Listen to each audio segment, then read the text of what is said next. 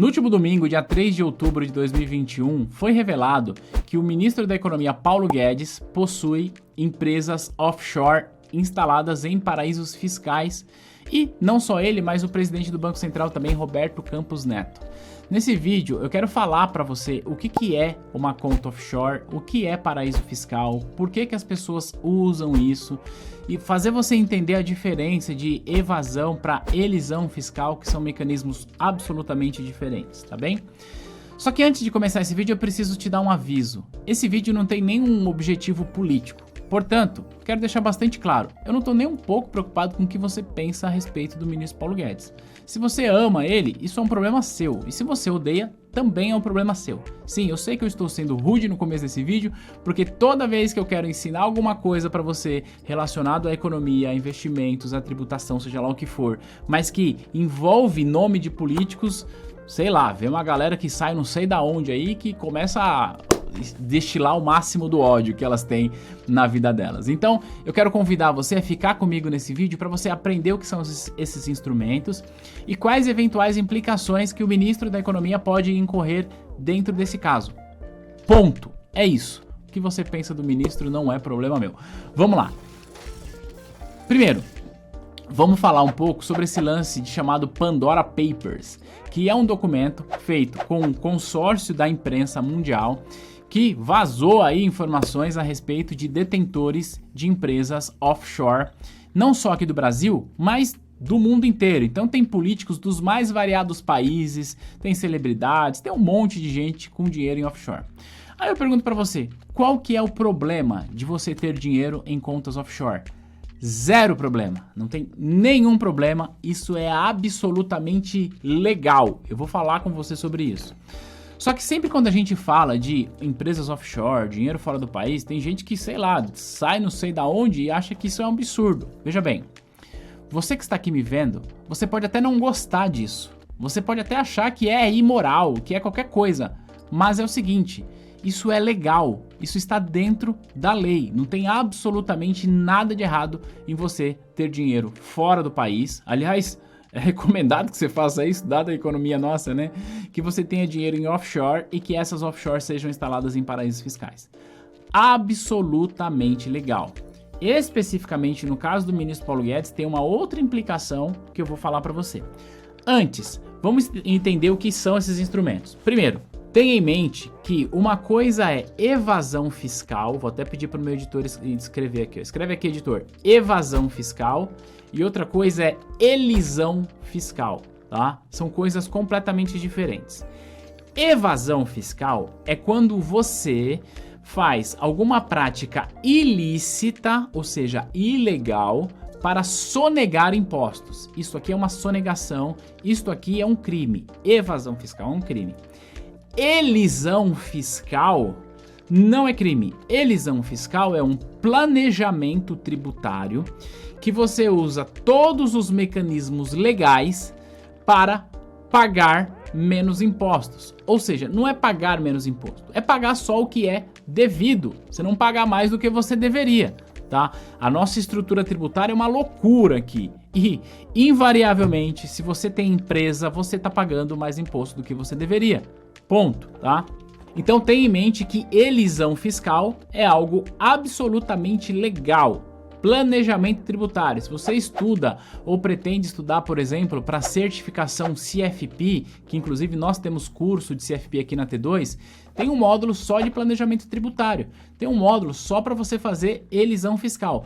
Eu vou te dar um exemplo bem simples para você entender o que é elisão fiscal.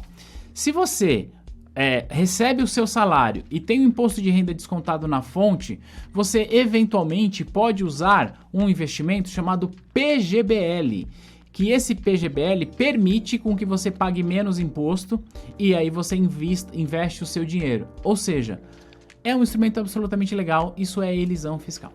Ponto. Separou essas duas coisas? Vamos para o próximo passo. Por que as pessoas investem dinheiro fora do Brasil? Por várias razões. Para você se proteger contra o risco cambial, porque quando o dólar sobe muito, o nosso real se desvaloriza, a gente perde poder de compra. Esse é o primeiro passo. Para você se proteger contra o risco país, para que o seu dinheiro que está lá fora não seja influenciado pelos problemas políticos, econômicos e fiscais do país onde você mora, tá? Para que você se proteja, por exemplo, de medidas como nós tivemos lá na década de 90, quando o Fernando Collor foi lá e confiscou o dinheiro das pessoas. Então, essa diversificação geográfica faz todo sentido, do ponto de vista de moedas e também do ponto de vista legal, tá bom? E um adendo. Nos dias atuais, é muito fácil você investir dinheiro fora do Brasil. Você não precisa ser multimilionário como o ministro da Economia. Você não precisa ter tudo esse dinheiro. Sei lá, hoje tem corretoras, eu já falei inclusive, tem uma Avenue, por exemplo, que é uma corretora americana dedicada a atender brasileiros. Com $100 você já começa a investir lá nos Estados Unidos, o seu dinheiro está lá, não aqui. Então você não precisa ser multimilionário para isso. O que acontece é o seguinte... Algumas pessoas com um poder aquisitivo um pouco maior, elas, ao investir fora do Brasil, elas não investem em seu CPF. Elas abrem uma empresa e esta empresa vai cuidar do dinheiro. Então, o que eu faço? Imagine a seguinte situação. Eu tenho aqui R$1 milhão no meu CPF, tá? Tá aqui comigo. Eu vou lá, abro uma empresa em um outro país, transfiro esse R$1 milhão para integralizar as cotas dessa empresa. E a partir desse momento, eu, Thiago, não tenho mais R$1 milhão. O que eu tenho são cotas dessa empresa. Essa empresa que tem o dinheiro. E aí essa empresa, porque ela está instalada fora do país, ela vai operar lá comprando ativos, comprando ações e tudo mais. Ela vai vender esses ativos e assim sucessivamente. Só que como essa movimentação está sendo feita em nome de uma pessoa jurídica lá fora... Essa movimentação que ela faz de comprar ações, vender ações, eventualmente ter lucro, não implica em eu ter de pagar imposto no meu CPF, porque o dinheiro não é meu, certo? O dinheiro é da empresa. Quando que eu vou pagar imposto de renda no meu CPF? Quando eu fechar essa empresa, quando eu vender as cotas da empresa e tudo mais. Então é por isso que quando as pessoas têm um pouco mais de recurso, ao invés delas investirem dinheiro fora do país em seu CPF, elas começam a investir em nome de uma empresa, porque elas têm essa vantagem fiscal. Ou seja, o que é isso? Elisão fiscal, planejamento tributário. Agora, por que essas empresas, em boa parte das vezes, são abertas em países que são chamados paraísos fiscais? Porque neste país, eu estou com a empresa instalada lá, a empresa não vai pagar imposto para aquele país onde ela está instalada. Porque se eu sou um brasileiro, vou dar um exemplo aqui, eu sou um brasileiro, abro uma empresa, sei lá, na Alemanha para fazer isso, a empresa está instalada na Alemanha, essa empresa vai ter implicações tributárias na Alemanha. Como eu não quero pagar imposto na Alemanha, até porque eu nem vivo lá, eu pego essa empresa e abro em um país que é considerado flexível em relação a essa tributação, que são chamados paraísos fiscais. Tem alguma coisa errada aqui? Zero. Tem alguma coisa ilegal? Zero. Absolutamente legal, absolutamente dentro da lei, nada de errado até aqui. Tudo bem? Então isso muitas pessoas fazem, muitas ou depende do seu ponto de vista, algumas pessoas fazem isso porque não é todo mundo que tem dinheiro para investir através de uma offshore. Tudo bem? Então, por que a gente faz, por que as pessoas fazem, né, isso? Primeiro, como eu expliquei, investem fora para proteger patrimônio, blá blá blá blá blá. Depois, fazem através de uma offshore em um paraíso fiscal para não pagar impostos nesse país, ou seja, não é uma sonegação.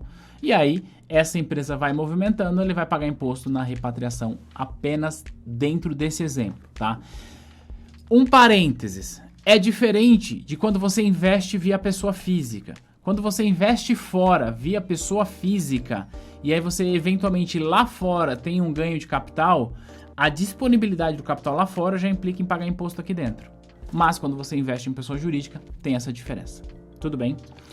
Então o que eu estou te explicando até agora é o que é, como funciona e por que as pessoas fazem isso. E repito, não tem nada de ilegal aqui. Você pode até não gostar dessa ideia, mas é absolutamente legal, tá dentro da lei, tá bom? Agora, qual que é o problema em relação ao ministro da Economia, Paulo Guedes? Porque, olha só, antes de eu ler o código de conduta aqui da alta administração federal, eu quero pensar aqui com você sobre o conflito de interesses. O ministro da Economia toma decisões que podem influenciar, por exemplo, o preço do dólar. Não à toa, nós tivemos uma taxa Selic em 2% por muito tempo e o dólar disparou e esqueceu de cair. Continua caindo e vai continuar subindo, certo? E veja, se eu sou ministro da Economia, tenho investimentos em dólares lá e o dólar aqui sobe, eu acabo me beneficiando disso em real, certo? Então tem um conflito de interesses aqui. Mas para a gente não ficar na subjetividade de que se há conflito ou se não há, vamos fazer o seguinte, eu vou ler, vou colocar na tela aqui para você. O Código de Conduta da Alta Administração Federal, artigo 5º, parágrafo 1º, dispõe do seguinte: é vedado investimento em bens cujo valor ou cotação possa ser afetado por decisão ou política governamental a respeito da qual a autoridade pública tem informações privilegiadas. Você há de convir comigo que o ministro da Economia tem muita informação privilegiada em relação à nossa economia, né? O presidente do Banco Central também. Em razão do cargo ou função. Inclusive investimentos de renda variável ou em commodities, contratos futuros e moedas para fins especulativos. Então, tá aqui, tá claro. Aí, tem a Lei de Conflito de Interesses, artigo 5º.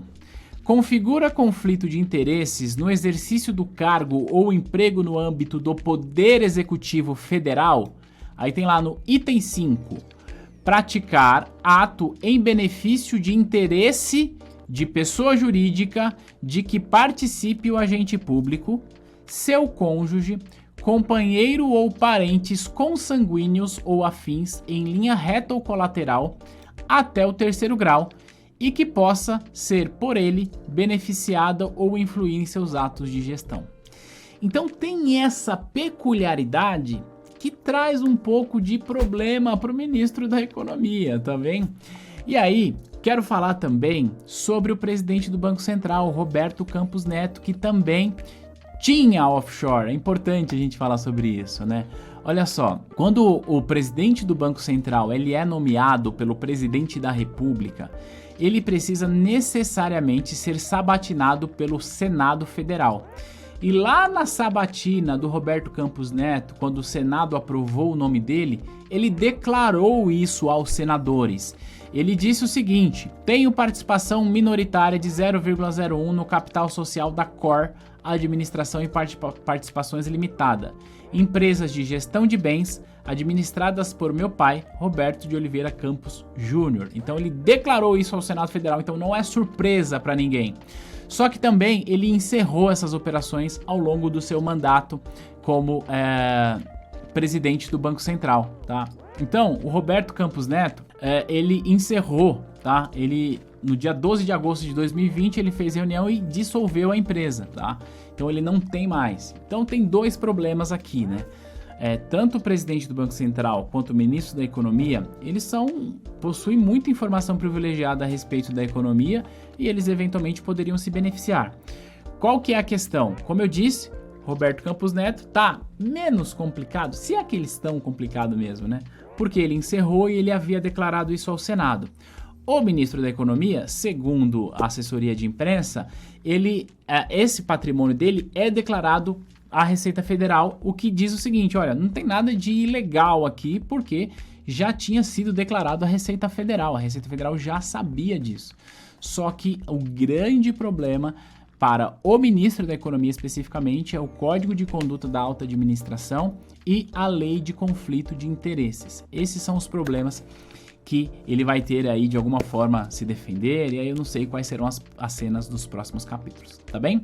Agora eu quero saber de você. Nesse vídeo, você conseguiu aprender o que são as empresas offshore, o que é evasão fiscal, o que é elisão fiscal e o que são os paraísos fiscais?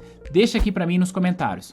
Outro ponto, pra gente encerrar esse vídeo, é o seguinte: não associe a palavra paraíso fiscal a crimes, porque se o dinheiro está lá declarado ao Banco Central do Brasil. Porque, diga-se de passagem, se você tem acima de $1 milhão, você precisa declarar isso ao Banco Central. Se o dinheiro está lá declarado ao Banco Central do Brasil e declarado à Receita Federal, isso é absolutamente legal, tá? Então não associe a palavra paraíso fiscal a crime.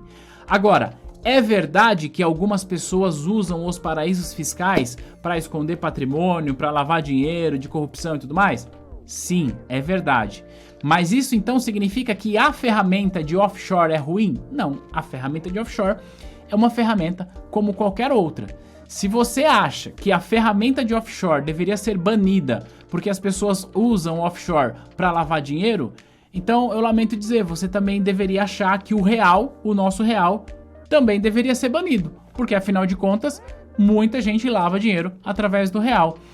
Inclusive, eu vou pedir para o meu editor colocar aqui na tela. Coloca aí, editor, na tela, a foto de quando a Polícia Federal achou o apartamento do Gedel Vieira Lima, com 50 milhões de reais no apartamento, e era real, não era outra coisa. Então, o que eu quero que você entenda é, as ferramentas de gestão de recursos, elas existem e ponto final. O problema é que algumas pessoas usam as ferramentas de gestão de recursos para lavar dinheiro, cometer crime e tudo mais. Veja, não estou dizendo que esse é o caso do ministro e nem das pessoas que estão lá, mas de fato isso acontece. Mas eu só quero que você que me acompanha, que entende do meu canal, que está aqui com a gente, não associe paraíso fiscal com esse tipo de crime, porque não é verdade, tá? É uma ferramenta que as pessoas usam para fazer planejamento tributário e, como eu disse, é legal desde que sejam declarados ao Banco Central e à Receita Federal. Tá bem? Então é isso, agora eu quero saber de você se fez sentido esse vídeo e comenta aqui a sua percepção a respeito disso, o que você acha, deveria ter, não tem, vamos colocar dinheiro para fora e não, vamos debater aqui nos comentários, tá bom? E se você é novo ou nova por aqui, lembra de se inscrever nesse canal. Tchau, tchau.